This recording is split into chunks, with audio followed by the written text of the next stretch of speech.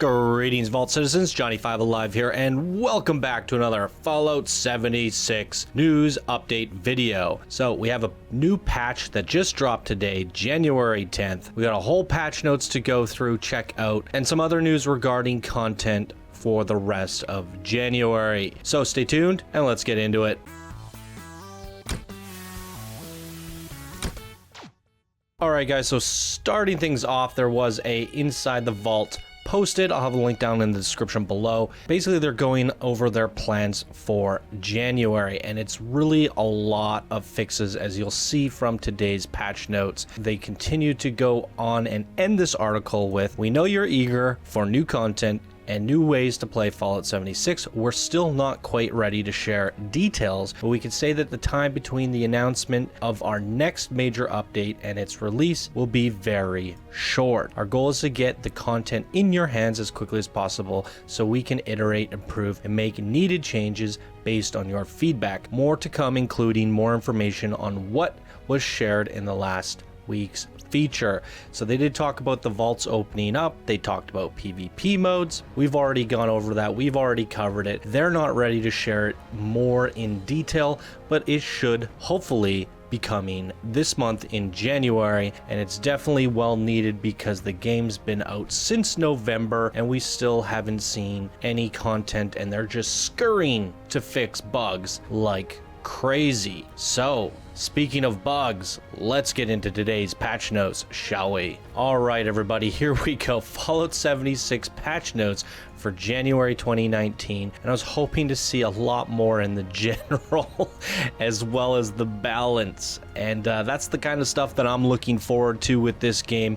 What are you guys looking forward to? Leave your comments down below. But so far I haven't had too many exciting patches to go over with you guys, other than the small stuff like the stash being increased, small little changes that we saw with the bulldozer. We've seen some minor tweaks and in the respec. Other than that, though, it's feeling like there's not a lot to get excited for on patch day with Fallout 76 thus far. So here we go. The power armor light has been made brighter.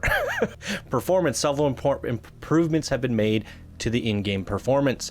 The Fallout 76 game client and servers received additional stability improvements. All good stuff, but again, nothing super exciting to get to go diving into. The charging barrel mods increased the Gatling laser's damage bonus from the charging barrels mod. Glowing ones will no longer grant erroneous large amounts of EXP. The glowing ones were granting large EXP rewards, making them highly exploitable when combined with nuke zones. Lower the chance of power generators spawning fusion cores. Set a minimum component cost of workshop building requires steel, wood, or plastic to 2. Reduce the weight value of bobby pins from 0.1 to 0.001. Now, looking at their patch or their balance notes and what they've said and done with balance in the past, it's always been nerfing exploits and nerfing things that people could be possibly taking advantage of. I haven't seen any actual balance, and I'm hoping to see more balance in the future in relation to, you know, making the game harder, adding more challenge, that sort of stuff, and hopefully that'll come in the future. But as of right now, they're just trying to get rid of those exploits, and that is understandable. But I personally feel like there's a lot that could be balanced with the game. So social players now receive notification. Players cannot form teams within Vault 76 if an invite is sent to a friend still in Vault 76. So that's interesting. PvP opening player-owned locked containers will now be considered PvP action as expected. This technically should be in the bugs because it's as expected. It's not really a new system feature, is it? Because that was actually within the systems before. Just people weren't being flagged for PvP when breaking into locked containers. So bug fixes, holy freaking moly.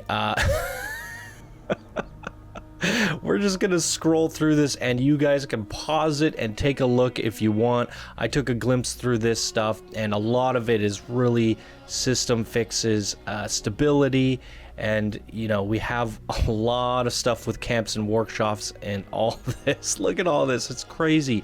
I think it's 150 bug fixes or something, challenges, daily challenges, weekly challenges, lifetime challenges, enemies, and then a whole bunch of issues with items here. And then we have quests and events that we're having some issues with them fixed there. And of course, some perks that have been fixed. So, I mean, this is all to be expected, you guys. Lots of fixes as the game was shipped in a bad state. They got a lot of stuff to sort out. So maybe with all these fixes, as well as the performance and stability, server improvements, the game is starting to get in the shape that it should have been at launch. So again, to reiterate, guys, nothing really exciting. If you're bored of Fallout by now, or you've played a lot of it, is this a patch that's going to excite you to get back in? Probably not. But if you're newer to the game, you got the game for Christmas, you'll be excited to hear that when you jump in, the game will be running better, have less bugs, and generally it'll be an overall better experience. Now, I think for myself and a lot of you who have been playing since beta, we feel like we're lacking in challenge and content. For me personally, I would love to see an increased, something done with the camp system where I can, when I'm tired of killing, when I'm tired of, blowing off steam on mobs, and I want to do something creative. I loved in Fallout 4, I could go back and work on my settlement. And that kind of, once you build it in this game, spend a couple hours doing it, you hit that max limit and you're dunsied. You can't do any more with it. So I would like to see something improved there, so I would have something to do, and then all the materials in my limited stash box, I would be pouring it into the base. So I think that would be a big improvement. And then obviously the big one that we've talked about in the past is some challenging 4-player content. What they talked about, the vaults opening up, I'm hoping for some sort of dungeon or raid. If you look at all the other 4-player loot and shooters out there, from Destiny, Borderlands, all the way to even Fortnite Save the World, these games have a lot of challenges that scale to the player that can be continuously grinded, and Fallout 4 doesn't have that. Right now the entire game is open world, and I think they would seriously benefit from some sort of instanced based content. Maybe we go offshore to a different map that's some battlefield or something like that. I like the idea of going into the vaults, and if these are actual dungeons that we grind through, that is another great source of content, and being able to turn up that difficulty. One of the things I'm so excited for going into next month is Anthem, because they have 6 different difficulties. Once you hit max level, you can start trying and attempt to take on master difficulty.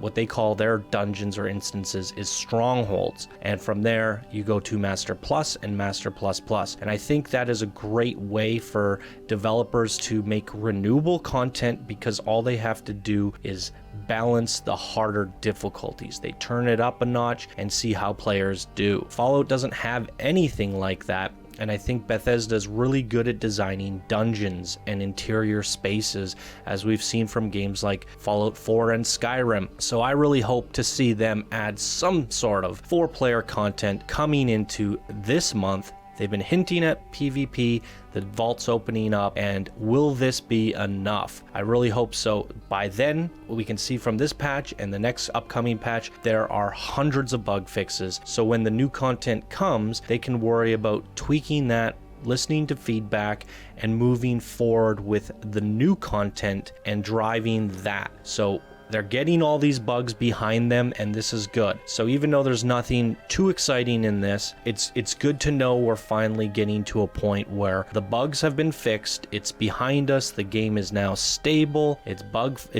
bug-free-ish, and to a point where it's playable, the way it should have been at launch, essentially. So now the game has been past its quote-unquote soft launch, and it's soon to be officially good to go for new players. So we can all start looking forward to enjoying that new content in a bug-free game. So hopefully, this is what I'm hoping for, is that content is worth coming back to and playing for long periods of time. But for me, I'm feeling the Fallout burnout right now, and there's so many things that I wish were improved with the game that it's gonna take something seriously challenging, because the games I've been enjoying recently and the games that I'm looking forward to have been Vermintide, Destiny, Fortnite, and I'm looking forward to Anthem. Why? Because they're 4-player cooperative games that have challenging difficulty curves. I don't really care what the game is, so long as me and my friends can get our asses handed to us. So if they even add anything remotely close like that to Fallout 76, I will be coming back and playing very hard. So I still think there could be lots to be done with this game, and I'm going to continue to report on it because I love Fallout and I'm excited for the future of Fallout 76. We're just getting through the hard times now, and we're starting to see what they can do. So high hopes for their first content drop, and I'll be reporting on that when it goes live, guys, and also be checking it out and doing some content videos on that. So stay tuned for that, you guys, and thank you so much for watching. That's going to do it for me in this video here today, and I will see you in the next one. Bye now.